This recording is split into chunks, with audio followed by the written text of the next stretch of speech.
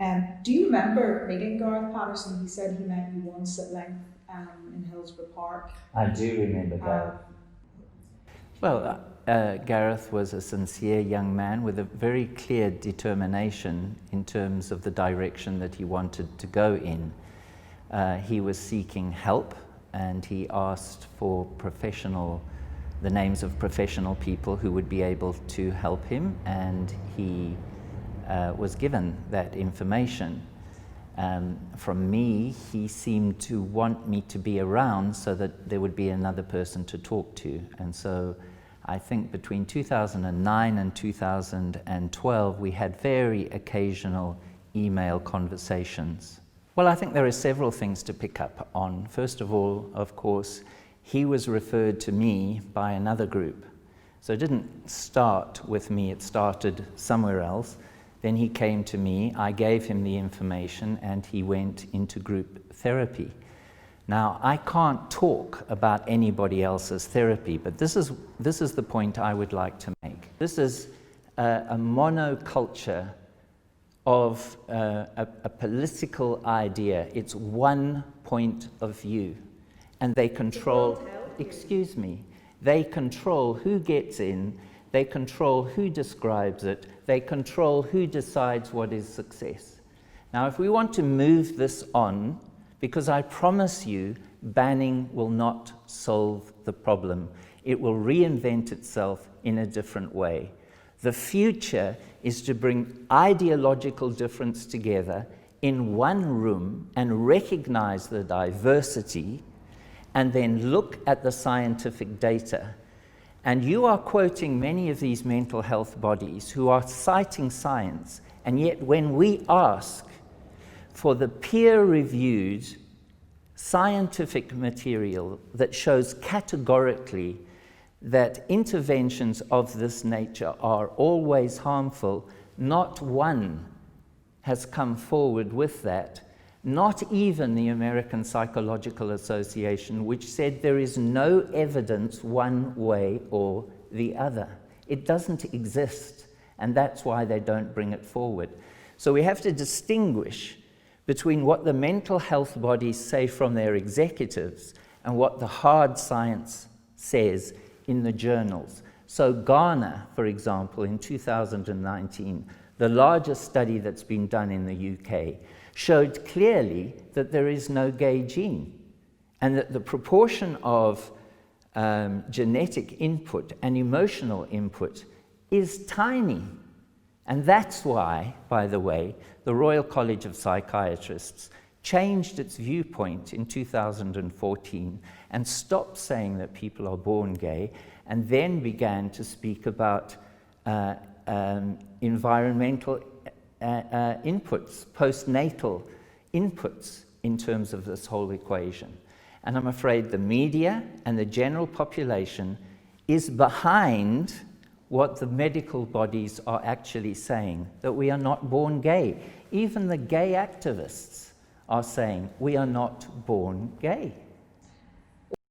Professor Michael King from University College London is a member of the Royal College of Psychiatrists. How would you define conversion therapy?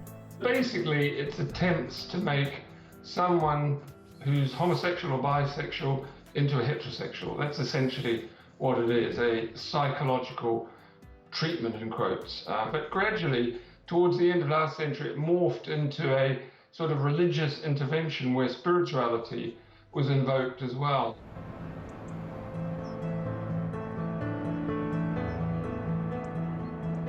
In 2015, the UK's leading health, counselling and psychotherapy organisations delivered their verdict on conversion therapy.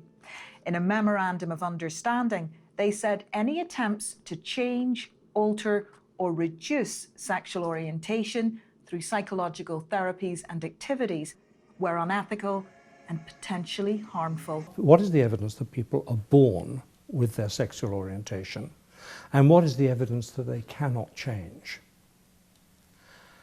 These seem to me to be entirely fair and appropriate questions. We addressed them to the President of the Royal College. She never replied to us.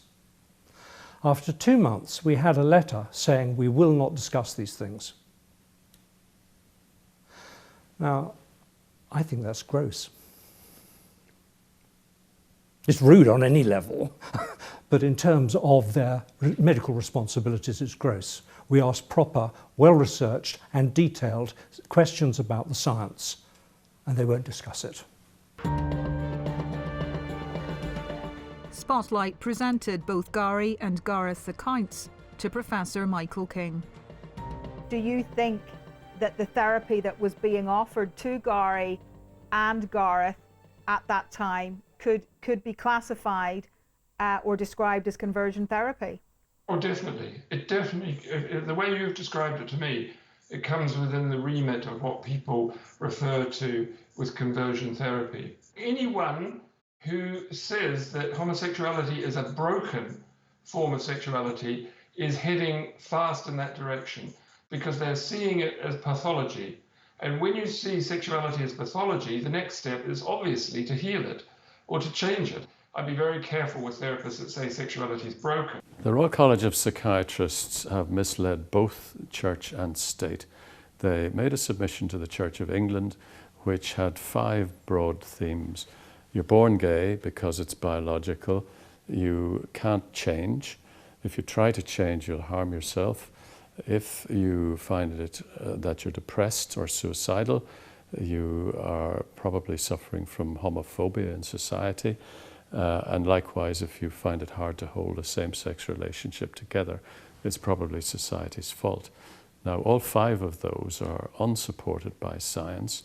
The Royal College itself undermined the first 2 of these. The following year, they brought out a new position statement which said, not it's biological causation, but it's a combination of biology and early life experiences, and they use the crucial word postnatal. And what happens to you postnatally means you were not born that way. And that message needs to go out around the world. You were not born that way. Similarly, they acknowledge that there is a fluidity in sexuality so that it can change. They don't accept that it can be changed, but it can change. So that undermines the second point. The third point they sustained by misquoting or misrepresenting a scientific paper by changing the word majority to read small minority. And the fourth and fifth points were rebutted by the Church of England Working Group itself, to whom they made the submission, who said, look, if you look at the studies that you are referring to, they don't actually support the points that you're making. So all 5 of these points are invalidated. But you can understand why people watching will say, could all of these associations, GPs, psychiatrists, Christian counsellors, psychoanalysts, could they all be wrong and you're right? Well, I'm going to offer this explanation. I'm afraid it's naive if we think that professional mental health bodies come to some kind of consensus and then make their statements. The Royal College of Psychiatrists, under the leadership of Professor Michael King, was led by him in the original attempt to communicate with government around the time of same-sex marriage. And what we know is that when he communicated with the Church of England and with Parliament over the issues, he cited, I think it was 13 primary sources in terms of his research. The document is still available. And he cites 13 primary sources in that context. And when you analyze them, when you look closely at them and you compare what the Royal College of Psychiatrists says and what the original sources say, you see that there is a great difference. Now, fair enough, if that was only my opinion, that would be suspect. But, in 2014, the Pilling Commission, led by the Church of England, producing a report of well over 200 pages, looked at the evidence that we presented at how badly the Royal College of Psychiatrists had informed both the Church of England and Parliament on this issue, and they agreed with us. They said, and I can show you here in the Pilling Commission, paragraph 211 and 209, I believe it is, where the Pilling Commission agreed with us that the Royal College of Psychiatrists had misused the primary sources. Now, even though they did that, nothing was done about it. And this is my fear. If any one ideology takes control in our country, it's going to be a problem. It can't be mine, and it can't be theirs. We have to come together, and we have to look at the facts in the hard science, not what these people are saying in these bodies. They are not consensus statements. They are statements by people who are lobbying within those organizations. Do not make the mistake of believing that every psychiatrist in the land marches behind those views, because I can tell you they don't, because I speak to them.